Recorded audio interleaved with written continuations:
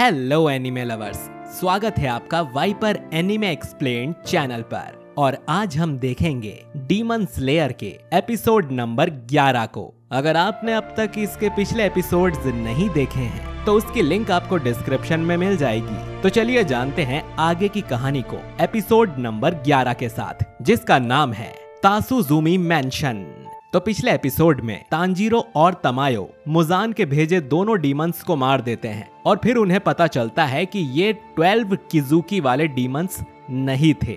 सब कुछ खत्म करके फिर तांजीरो वहां से अपने आगे के सफर पर निकल जाता है और तमायो और युशिरो भी मुजान से बचने के लिए अपने छुपने की जगह बदल लेते हैं। अब तांजीरो एक खेत के पास से गुजर रहा होता है और उसका कासुगाई क्रो उसे उसके अगले मिशन में साउथ ईस्ट जाने को बोल रहा होता है। तभी उन दोनों को अचानक अपने सामने एक सुनहरे बालों वाला लड़का दिखाई देता है जो एक लड़की के सामने घुटनों पर बैठा है और उससे शादी करने के लिए भीख मांग रहा है, ये कहकर कि प्लीज मुझसे शादी कर लो, मैं सिंगल मरना नहीं चाहता। तभी उसकी कासुगाई बर्ड तांजीरो के पास आती है। वो आकर तांजीरो से कुछ कहती है और तांजीरो उसकी बात समझ जाता है। वो चिड़िया से कहता है कि मैं तुम्हारी मदद करूंगा और वो गोल्डन बाल वाले लड़के के पास आकर उसे लड़की से दूर खींच लेता है। तांजीरो कहता है कि वो लड़की तुम में बिल्कुल भी इंटरेस्टेड नहीं है, तो फिर तुम उसे परेशान क्यों कर रहे हो। दरअसल ये लड़का वही डरपोक होता है जो तांजीरो के साथ फाइनल सिलेक्शन तक पहुंच गया था और जिसे कासुगाई क्रो की जगह बर्ड मिली थी, और ये भी तांजीरो के जैसा ही एक डीमन स्लेयर है।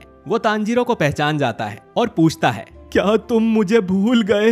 हम पहले मिल चुके हैं, तुम्हारी याददाश्त बहुत कमजोर है। तांजीरो उसको छोड़ता है और लड़की के पास जाकर कहता है, अब तुम आराम से वापस जा सकती हो। वो लड़की तांजीरो को थैंक्स बोलती है, पर वो लड़का उसे रोक लेता है। वो फिर रोते हुए चिल्लाता है, उस लड़की को मुझसे शादी करनी है, वो मेरे प्यार में पागल हो चुकी है, तुम उसे बहलाओ मत। इतने में वो लड़की आकर उसे थप्पड़ मारना शुरू कर देती है और तांजीरो थोड़ी देर ये सब देखने के बाद आकर उस लड़की को रोक देता है। वो लड़की कहती है कि ऐसा मैंने कब कहा कि मुझे तुमसे बेहद प्यार है, मैंने तो बस तुमसे आकर बात की थी क्योंकि तुम चुपचाप रोड के एक कोने में बैठे हुए थे। और वो उसे गुड बाय कहकर चली जाती है। वो लड़का तांजीरो पर इन सब का इल्जाम लगाने लगता है कि ये हम दोनों के बीच की बात थी, तुम इसमें क्यों आए। फिर वो देखता है कि तांजीरो उसे काफी वियर्ड नजरों से देख रहा है, जैसे उसे तरस आ रहा हो। तो वो कहता है कि तुम मुझे सहानुभूति वाली नजरों से मत देखो, तुम्हारी आंखें मुझे डरा रही हैं।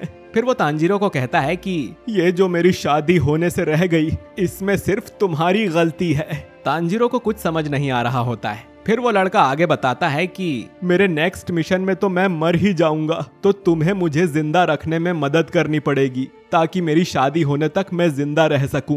तांजीरो फिर उसे अपना नाम बताता है और वो लड़का कहता है कि मेरा नाम जेनित्सु है।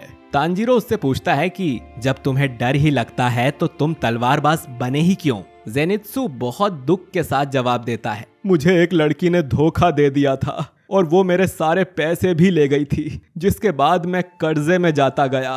फिर मुझे एक बुजुर्ग आदमी ने अपने घर में पनाह दे दी, जिसके बाद मुझे पता चला कि वो आदमी एक ट्रेनर है।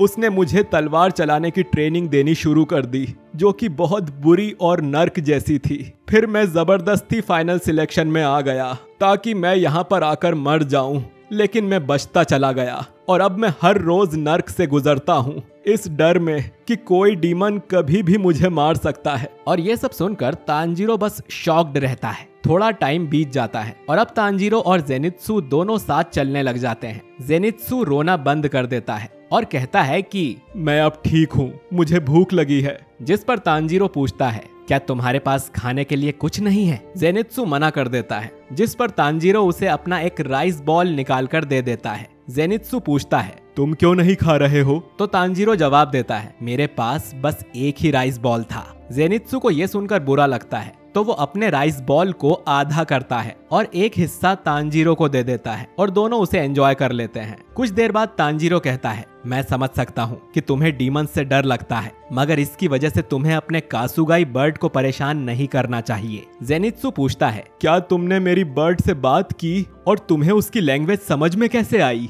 तांजीरो बताता है, तुम्हारी बर्ड ने कहा कि जेनित्सु हमेशा काम करने के नाम पर रोता रहता है हमेशा लड़कियों के पीछे पड़ा रहता है और जोर जोर से खर्राटे मारता है। जेनित्सु शॉक हो जाता है कि तांजीरो को बर्ड की लैंग्वेज समझ आती है। इतने में तांजीरो का क्रो भी वहाँ आता है और इंसानी भाषा में बात करता है, जिसे सुनकर जेनित्सु का बस बेहोश होना ही बाकी रह जाता है। उसके होश तो हमेशा उड़े ही रहते हैं। तांजीरो का क्रो कहता है कि तांजीरो और जेनित्सु, तुम्हें अपनी अगली डेस्टिनेशन के लिए जल्दी भागना चाहिए। अब इसके बाद तांजीरो और जेनित्सु बड़ी जल्दी साउथ की तरफ जाना शुरू कर देते हैं, जहां जेनित्सु हर कोशिश करता है कि उन्हें वहां ना जाना पड़े, पर तांजीरो उसकी बातें नहीं सुनता और चलते जाता है। उसे डीमन की स्मेल भी आने लगती है, जो धीरे धीरे बढ़ती जाती है और कुछ दूर चलने पर तांजीरो को एक घर नजर आता है। दोनों उसके सामने आकर खड़े हो जाते हैं और तांजीरो कहता है कि मुझे खून की स्मेल आ रही है। जेनित्सु पूछता है, क्या तुम्हें यह अजीब सा साउंड सुनाई दे रहा है?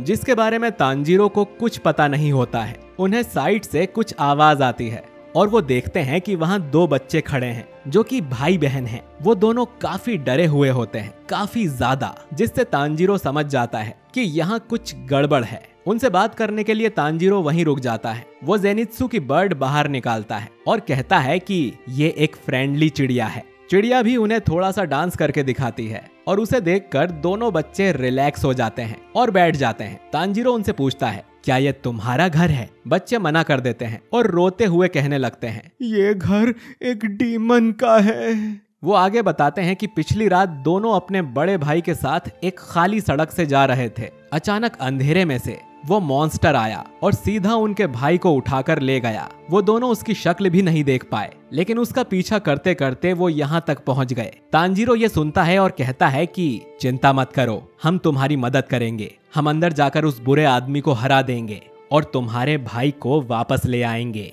ये सुनकर दोनों बच्चे खुश हो जाते हैं। तभी जेनित्सु कहता है, क्या तुम्हें ये डरावनी आवाज सुनाई दे रही है? लेकिन तांजीरो को ऐसी कोई आवाज नहीं आती है। दोस्तों, लगता है कि जैसे तांजीरो की सूंघने की शक्ति तेज है, वैसे ही जेनित्सु की सुनने की शक्ति काफी स्ट्रॉन्ग है। खैर, जेनित्सु बताता है कि मुझे एक डमरू के जैसी आवाज आ रही है। फिर सबको वो आवाज आने लगती है। ड्रम तेजी से बजना शुरू हो जाता है और अचानक एक खून से लथपथ आदमी बालकनी से उड़ता हुआ जमीन पर आकर गिर जाता है, जैसे उसे किसी ने फेंका हो। बच्चे और जेनित्सु डर जाते हैं और तांजीरो उस आदमी के पास आकर उसे जिंदा रखने की कोशिश करता है, मगर वो आदमी इतना घायल होता है कि वो तुरंत मर जाता है। पर वो उससे पहले कहता है कि ये मॉन्स्टर बहुत ही खतरनाक है, तुम यहाँ से जल्दी भाग जाओ।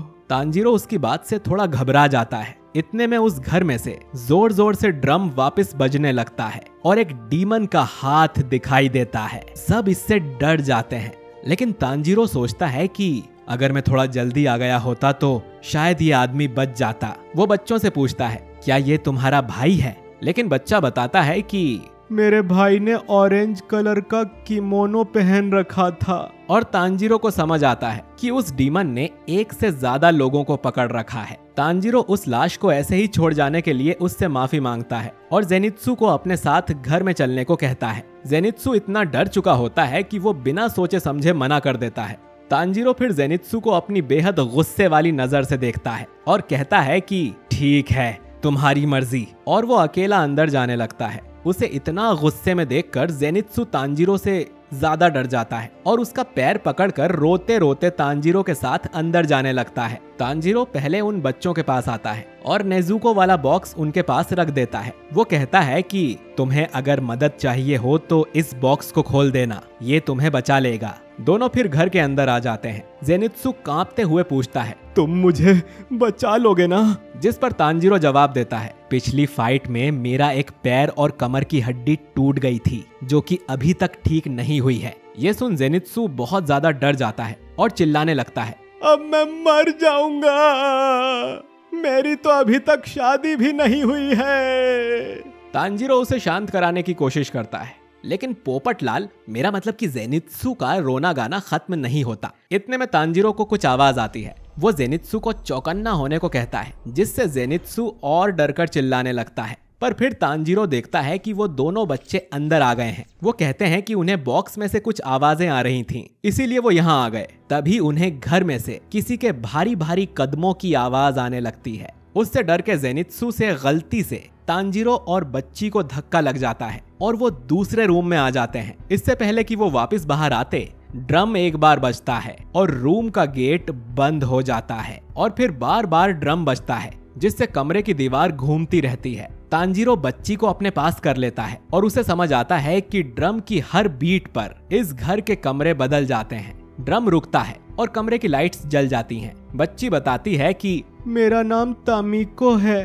तांजीरो उससे बात करता, इतने में उसे अपने सामने से एक आहट सुनाई देती है। एक लाल आंखों वाला डीमन वहां आता है, पर वो तांजीरो को नहीं देखता। तांजीरो समझ जाता है इस डीमन की स्मेल सबसे स्ट्रॉन्ग है, इसका मतलब है कि यही यहाँ का मास्टर है। अब दूसरी तरफ जेनित्सु और वो बच्चा तांजीरो और तमिको को आवाज लगाते हैं, पर कुछ जवाब ना आने पर जेनित्सु बच्चे को लेकर घर से बाहर आ जाने की सोचता है। वो बच्चा उसे मना करता है, मगर जेनित्सु नहीं मानता। लेकिन अब तक बाहर जाने का दरवाजा भी किसी दूसरे रूम में अंदर खुलता है और वो सब भूल भुलैया में फंस जाते हैं। जेनित्सु मेन दरवाजा ढूंढने की कोशिश करता है और एक गेट खोलने पर उसे एक अजीब सा शख्स दिखाई देता है, जिसका सिर एक सूअर जैसा था। जेनित्सु बहुत डर जाता है, पर वो शख्स उन्हें कुछ किए बिना वहां से भाग जाता है। यहाँ मेन डीमन कहता है कि आज बहुत बुरा दिन है, अजनबी लोग मेरे घर में घुसते ही जा रहे हैं। तांजीरो तमिको को एक अलमारी के पीछे जाकर छुप जाने को कहता है। डीमन फिर कहता है कि वो शिकार सिर्फ मेरा था, तो तुम्हें उसके बीच नहीं आना चाहिए था।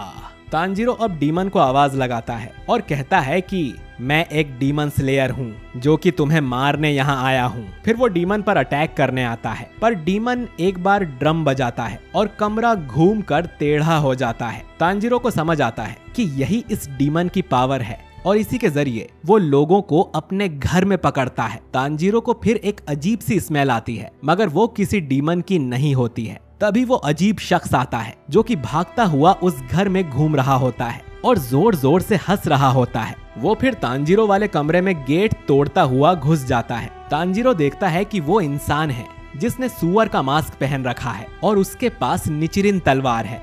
वो शख्स कहता है कि मैं इस डीमन को खत्म कर दूंगा और ये एपिसोड यहीं एंड हो जाता है। दोस्तों, ये सूअर के फेस वाला कौन है और क्या तांजीरो इस डमरू डीमन को मार पाएगा, ये जानेंगे हम अगले एपिसोड में। वीडियो आपको कैसा लगा कमेंट करके बताइए और अगले एपिसोड को मिस ना करने के लिए हमारे चैनल वाइपर एनीमे एक्सप्लेन्ड को सब्सक्राइब करके बेल आइकन जरूर दबाइए। बाकी मैं मिलता हूं आपसे अगले एपिसोड के साथ।